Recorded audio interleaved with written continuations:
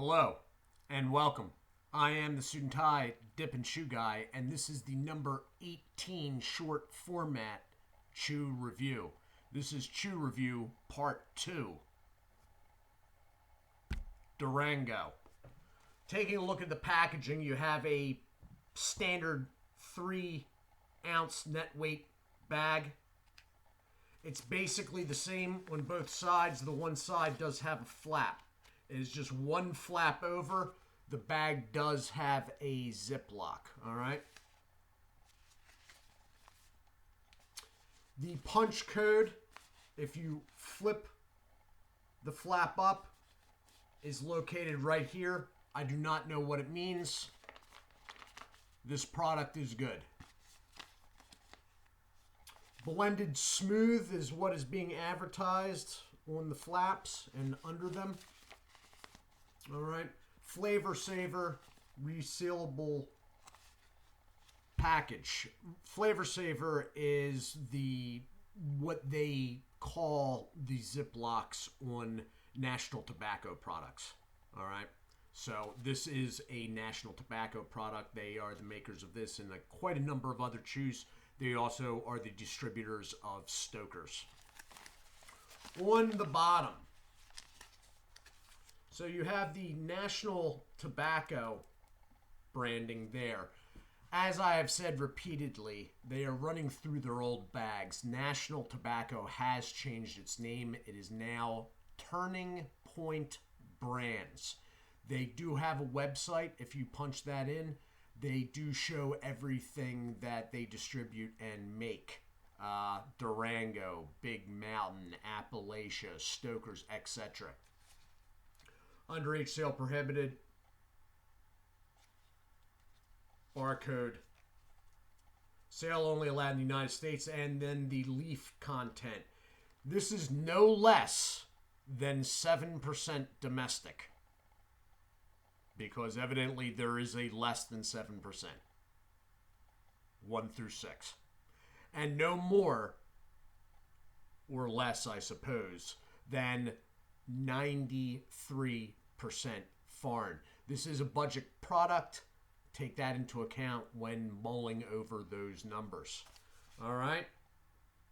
And then the call number. So, this is only the second time I've ever done this product, and I'm going to be full disclosure. The first review was sort of mixed bag, favorable wise. And the reason for that was one glaring thing. And that thing would be this.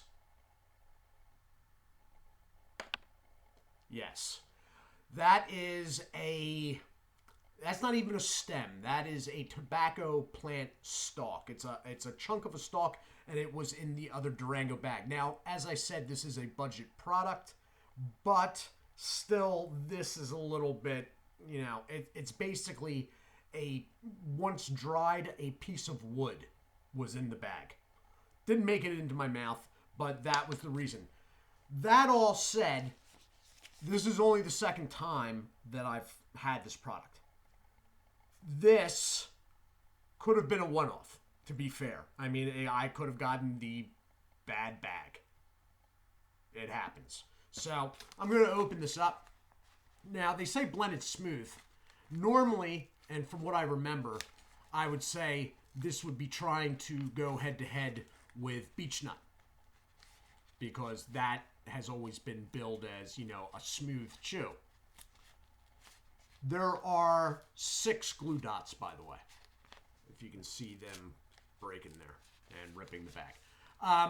The problem with the idea that this is going head-to-head with Beech Nut is that Beech Nut is also distributed by National Tobacco, so that doesn't make much sense. So the Ziploc, there's a little bit of tobacco there, but it's not actually in the Ziploc. It's like completely outside. So the Ziploc's engaged and thus good. Popping it open. Smell off the bag. Okay, so you have it's an original. It's an original chew.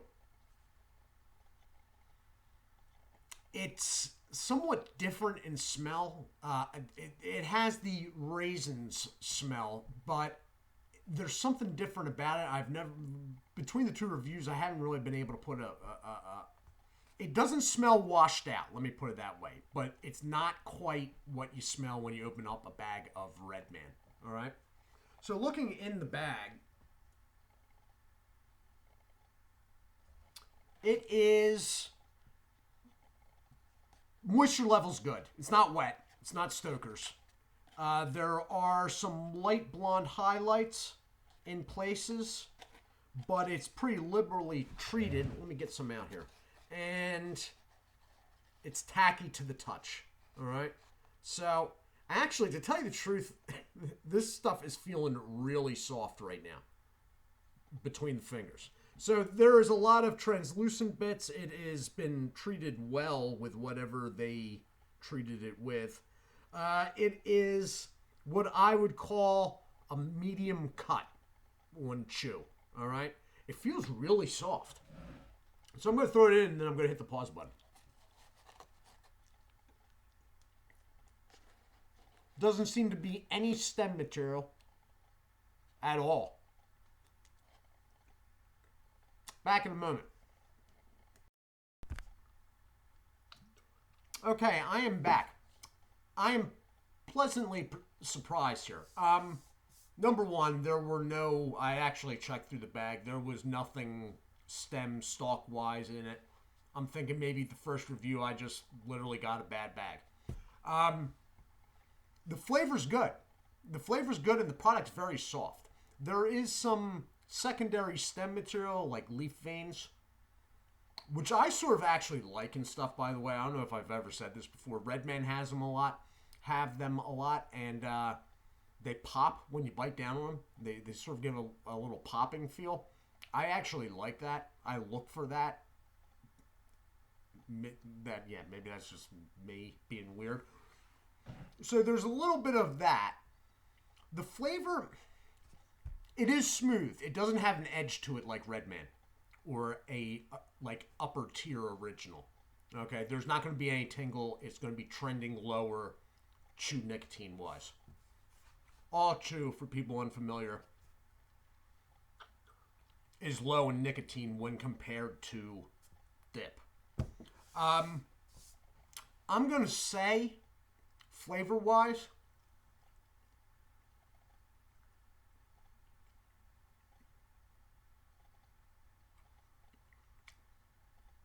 it's an original that they've slightly upticked the sweetness of. And that's what's smoothing it out. All right? I don't think it's anything processing-wise. I think the concoction that they made, that they pour on this stuff, is slightly sweeter than other original chew products. It's soft. It is leaning to the shorter size of medium cut. But it's not bad. It's not bad. And if you can get it priced right. Now, this is a budget product in my area. If they weren't sitting on a shelf for 10 years, they're fairly cheap. It's under $5 a bag in PA. But if you see it, I mean, if you see it and you want to try something new that's still sort of in line with what you know, there's nothing wrong with this at all. The flavor's good. The flavor's good. It is an original. The raisins thing's there.